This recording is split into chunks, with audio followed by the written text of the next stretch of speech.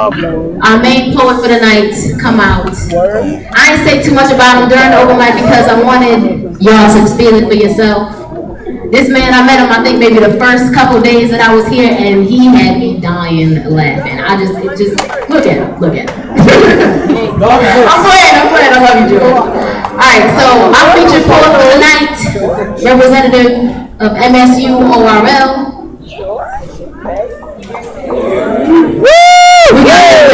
George Mason!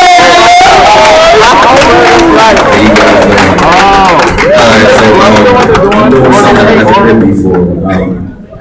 Back home, we call me the storyteller because I tell stories. But it's more like I don't really have that many poems about me. It's about what I see when my friends go through. So usually when my friends hear this poem, it's just like, dang, that's my story. So I have a couple of poems for y'all, but I'm gonna make it into a story for y'all. But I need y'all help. So first, I want y'all to tell me: do you guys want this story to end with a happy ending, or like with a more realistic story? Realistic, keep it real, right? Keep it real, y'all. Right. Alright, so I need a male's name. Give me any male's name. What, David? What, anyone? Sure, G. Alright, G. I'm gonna tell y'all like this. So, y'all sure hear me. I'm gonna say this too. If I mess up, act like I didn't, cause I am. And once again, it's my first time ever doing something like this. I'm about to just like freestyle this right over this. Just act like you enjoy it and you get the pain I get. Alright? I'm gonna take that as a yes. Okay. Here we go. So,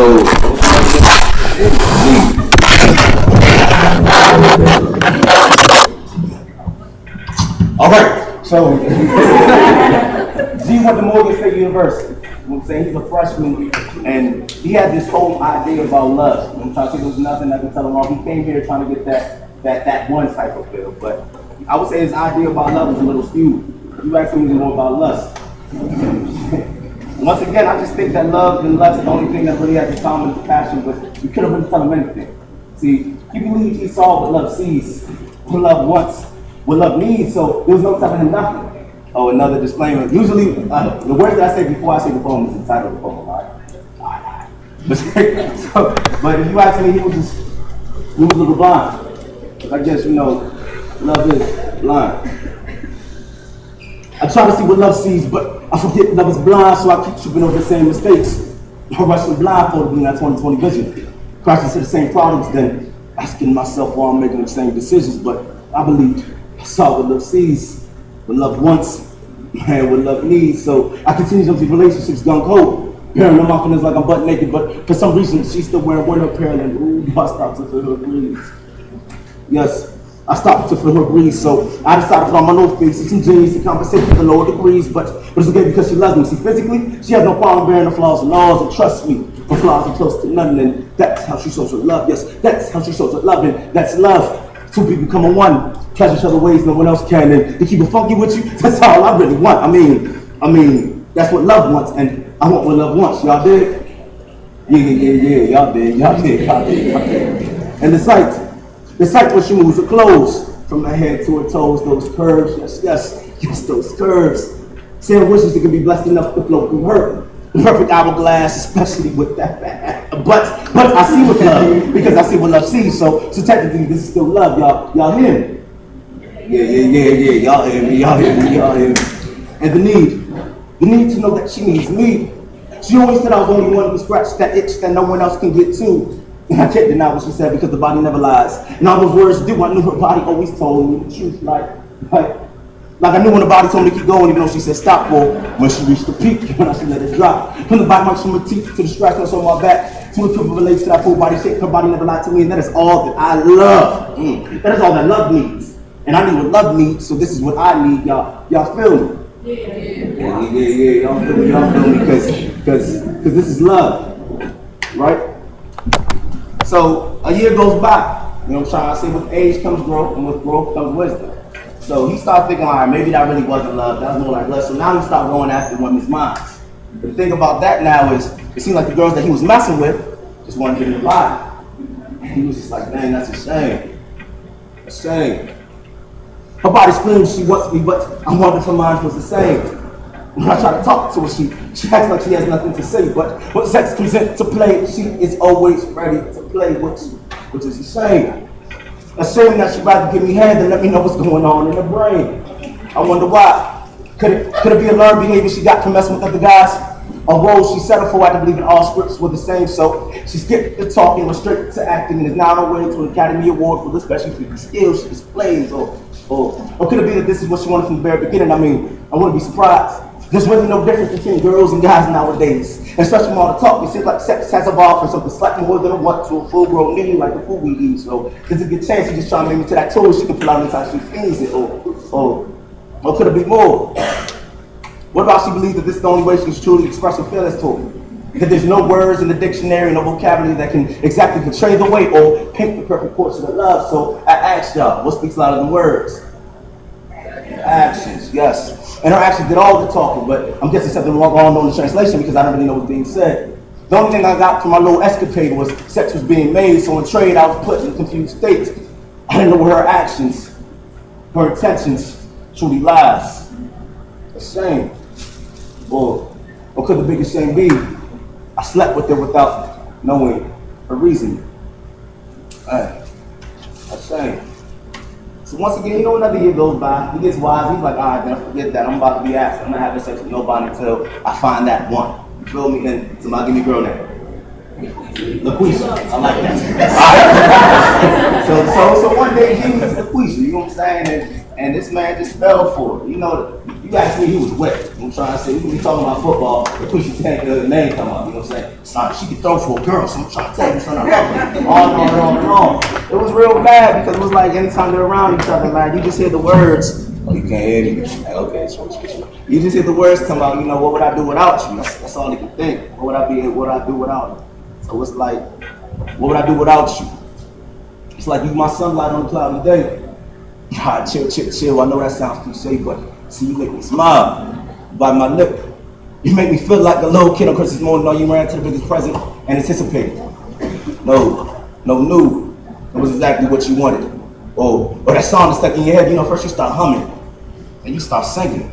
And you start dancing to a song you only hear. So you know people start to stay, so you stop. Then you realize you don't care, so you just keep on going. You make me sing songs like Love of My Life. Or tunes like I never felt this way about loving. I wish I was joking. I mean, hold up now, don't get it twisted, I ain't whipped. It's just God bless me that I was blessed with, you know, something so real, something so pure. It's evident God made this for sure. It's like he directed the perfect symphony. And you and I noticed when he made those soul, and syncly, we harmonize. So many people go through this entire life without knowing how this feels, but they said, go to God, I know how it feels like someone can send chills to my very spine, just knowing someone like you for always and forever be mine. Someone who can make me smile and bite my lips, someone who can make me feel like a little kid on Christmas morning, getting the present I always wanted. What has God has granted? You, my love. What would I do without you? But it seems you had to learn. You know, although he came in 100%, as things got more and more serious, he started to back away.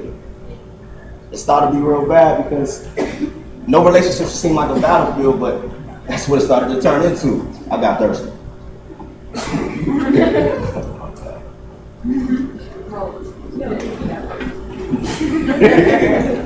Legit. Battlefield, sure. Okay. So basically, he finally got up to it. Although he loved it, he just knew that a relationship can't work with only one person. So he had to let it go. A tick-a-da, tick-a-da, tick-a-tick-a-da. Yo, I tell you the rest if I see you. Peace. If I see you. Peace. I look back and I wonder, how do we get here? Alright. I take the blame for this one. I try to make you something that you not see. I believe that you could have been the whole part of me, but honestly, it just ain't working. I put in 100% effort, you only putting up 50 at most, which means this meaningless. I mean, I try fighting for your love. I try fighting for us. I try fighting for the future, but this soldier is getting tired. I said the soldier is getting sick and tired, and I can't dodge the bullets no more. I can't fight this war alone. I could have sworn there'd be at least 2 people in a relationship. But on this battlefield, there's only one, and that's me. I'm that lone soldier, can't carry on his back no more. And it sucks because it wasn't always like this. We used to be a team, you know, the way a relationship should be. And we were knocking them down. I said we were knocking them down. Anything and everything, friends and family was shooting at us. My man was saying you should be nothing but a nut. That you a hoe when it's like we can't trust these females these days. But I was like, nah, I got that feeling in my gut that you way more. We never had sex, it was more like making love. And now the point is about to become a one, when we became two with you. I felt no pleasure, so you had the pleasure, and I wasn't pleased until I knew you were pleased, and I knew you felt the same way. You told me your friends said that made them sick, that the only good thing about me was my dick. Was like, no, it's so much more. Dang, true. Act like that didn't happen. Your friends said that made them sick. The only good thing about me was my bitch. You're like, no, it's so much more. We connected on so many levels, mentally, physically, emotionally, all. We're impervious to the assault. No bullets penetrated, or at least I thought. I guess one day bullet came and grazed you. It evolved from you just you dragging your legs, you laying motionless on the floor, but I couldn't let it end like that. I picked you up, put you on my back, and decided to fight them all, but once again, I guess I became careless. One day, I felt a gun against my back. I turned around and it was you. All I can ask was, once you crossed over to the other side, you cocked back, pulled the trigger, and fired. Maybe we did rush into this. You fired again. Maybe you are too young for a relationship this serious.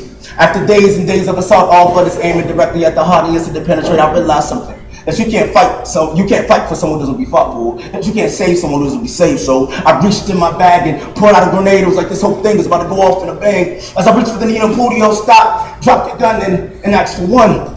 You looked at me and asked for one more chance. Then you started to beg for our lives. You started to beg for my love. You started to beg for us. You started to beg for the future. But this soldier is tired.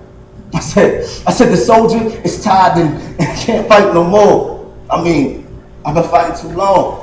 And besides, this clock has been winding down. I said, this clock has been winding down. I said, this clock has been winding down like a tick-a-die, tick-a-die, tick-a-tick-a-die. Yo, I tell you the rest if I see you. Peace. Peace. But of course, everything is so much easier said than done. Like, I had to fight him for him not calling up Lucretia. Like, the best kind of way I can say how he was afterwards, he just looked like a fiend. He was going through withdrawal. He wasn't eating the same, he wasn't talking the same, he wasn't the same person. Lucretia was that bad habit. Once again, if I'm so easy to get rid of, it wouldn't be a habit at all, right? Bad habits. Yo, you do something that I just can't drop. And it sucks because I know you're not healthy for me, but I need that one last puff, that one last sniff, that one last shoot of you. I can't get enough of you. I have to drop this bad habit. You are the addiction that I have to drop, but just the thought of you makes me faint. I stopped getting headaches, I stopped to itch, I stopped shivering, I stopped to twitch. What is it that you do to me? I mean, it wasn't like this at the beginning. I had you under control. I saw you in my leisure. I knew I was your world. But people told me, be careful not to fall into your trap. Because they just seen what you done to people and it didn't go down like that. But I could have sworn what happened to me, see. My parents only mess with you occasionally, you know, maybe holidays, celebrations, or when they're not giving me a sensation. And I was good at first. But soon, I started to crave that thirst. My hunger for you started to grow when, before you know, those rare occasions, they turned to weekly explorations. And those weekly explorations turned to an every weekend vacation. And those weekend vacations turned to an every day, every night relationship. And you want to be number one above my friends and family, so I made you second to none. I mean, how can I say no? The high you gave me truly felt like a blessing from above. But Mama always said that every gift comes with a cost, and it seems if you weren't satisfied until one left until I felt lost. Without you, I became the toy.